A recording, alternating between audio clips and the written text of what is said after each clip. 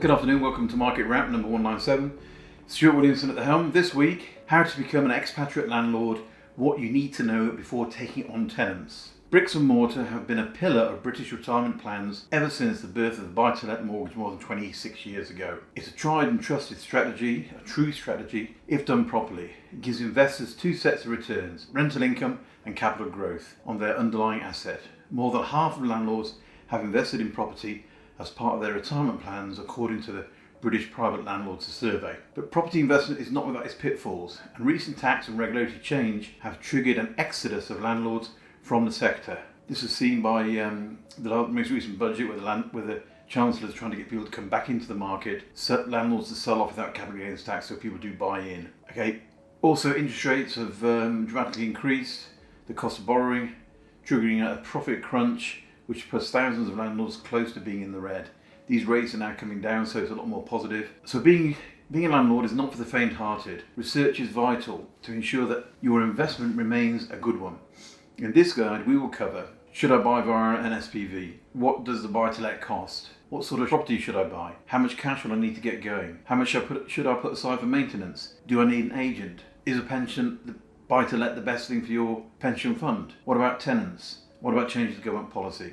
So, firstly, getting a buy-to-let mortgage. Many landlords choose to pay their mortgage on an interest-only basis to keep costs down. So if you sell the property, you will still need to repay the initial loan amount. Personally, as an investor, I'm not a fan of this. With high disposable income, expatriates, I believe, should choose a shorter-term loan and do it on a capital repayment basis. After all, expat life doesn't last forever.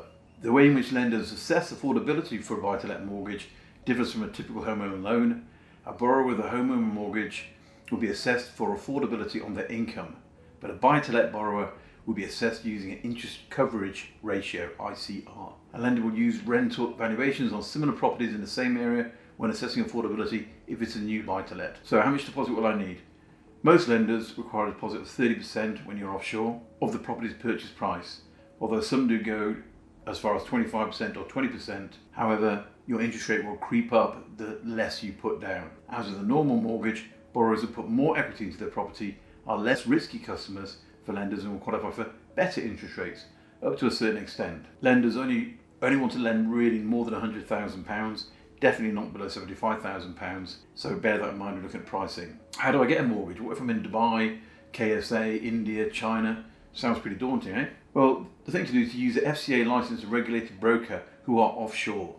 There are good ones and bad ones around, so make sure you do your due diligence. Dubai, Singapore, Hong Kong has all of them based there. What rates can I expect to pay for a buy-to-let mortgage? The cost of borrowing has fallen so far in 2024, with average rates on a 2-year buy-to-let fixed at about 5% now for expatriates. So that's about 3.8% in the UK, 4.8 to 5% here. It's expected to fall further this year, so that's good news. Do I have to have a buy-to-let mortgage? Whether you personally set out to be a landlord or become an accidental landlord, you must have a buy-to-let loan, or ask consent from your lender, or risk the wrath of them. Basically, if you don't get explicit permission to lend, i.e. consent, to rent out, frankly, you're doing fraud. So it's a breach of contract and mortgage fraud. Not a great thing to do, not a good look, prison. Should I use an SPV, single purpose vehicle? 80% of all properties currently being bought in the UK use this method, so it must have some merit. The merit is the tax benefits can be great, however proper advice should be sought. How much does a buy-to-let property cost?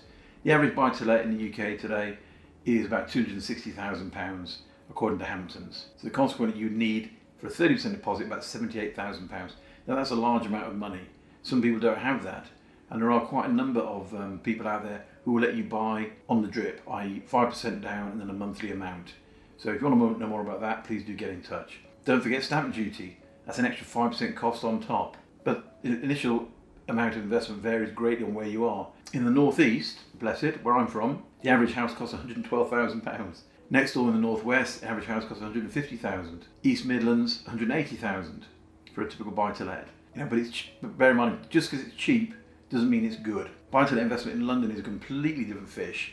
Average rental property in the capital costs £530,000, 530 pence. Profit margins are small and yields are lowest in the country, so it's not a market recommended for the first-time landlord. What sort of property should I buy? HMOs, commercial, PBSA, purpose-built student accommodation. buy, renovate, remortgage, rent out, and supported social living all offer much higher yields than buy to let. However, they come with their own problems. So probably left really to the second or third purchase when building a portfolio. How much cash will I need to get going? Stamp duty is 5% as a minimum as an expatriate. Mortgage acquisition brokers will charge about £1,000. Conveyancing will cost about £1,200. And if buying via a company, be an extra £550 or so on that, plus the running cost of it. Mortgage costs will be greater if you buy through a company as well. How much should I put aside for maintenance? Prudent investors will always need a cash reserve for maintenance costs and unexpected gaps in the rental income. At APW, we recommend investors have a separate pot for surprise costs. In the best case scenario, this will be enough to say 6 months worth of mortgage payments on top of maintenance and repair costs. A middle ground would be enough to cover unexpected repair and maintenance costs without enough to cover mortgage payments in event of rental void. Somewhere in between works.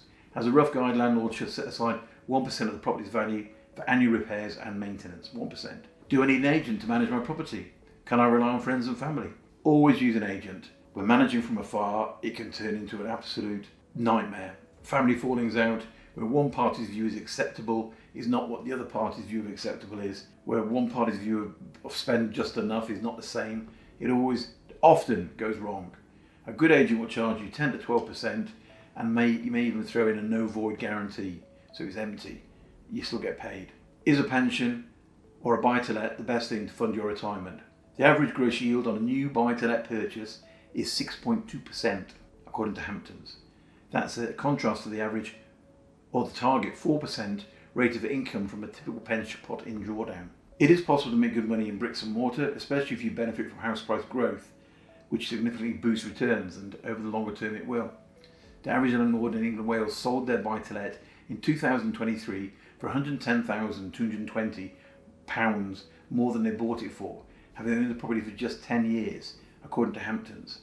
However, do remember Warren Buffett's quotes: if you're not buying for 10 years, don't think about it for 10 minutes. Okay, he was actually talking about stocks and it was 5 years and 5 minutes, but it's the same thing. Investing in buy-to-let is not for the faint-hearted, and it has multiple pitfalls which can have serious consequences. Getting it wrong can lead to heavy losses, and if you fail to protect your tenants, fines and legal problems. The rule book of landlords is huge. It's 160 different pieces of legislation, according to the National Residential Landlord Association. I think it was only 5 when I started out. Landlords also need to factor in the emotional strain of the investment. There's a risk that problematic tenants damage a property or stop paying rent, leading to rental voids and sleepless nights. It's happened to me over the last 30 years. So it's far more hands-on investment than the stock market. So what about tenants? The hardest part of the buy-to-let is tenants and management agents. Getting these right is crucial. Examine the credential of management agents, their track record. Try mystery shopping them. It works. Ensure they're used to working with expatriates. With tenants, the same. Check for references. Check their CVs. Make sure all are in order and real. Corporate tenancy is often best. So what about changes on the horizon post-budget or the election? It's entirely likely that stamp duty will be increased for non-residents, non-domiciles post-election. Rent controls introduced as in Scotland. Both parties that have got a chance of winning have discussed it, but it's shown it's not working anywhere. Really only the UAE of all the countries I know has got a good model. It works, rent control there, and it hasn't led to the issues that we have in Sweden, that's gone on in Scotland and in Netherlands. So there we go, a potted guide to becoming a landlord and things to look out for. Hope you found it useful. Do enjoy. If you'd like more information, click on the or fill in the form below. Thanks for watching. Cheerio.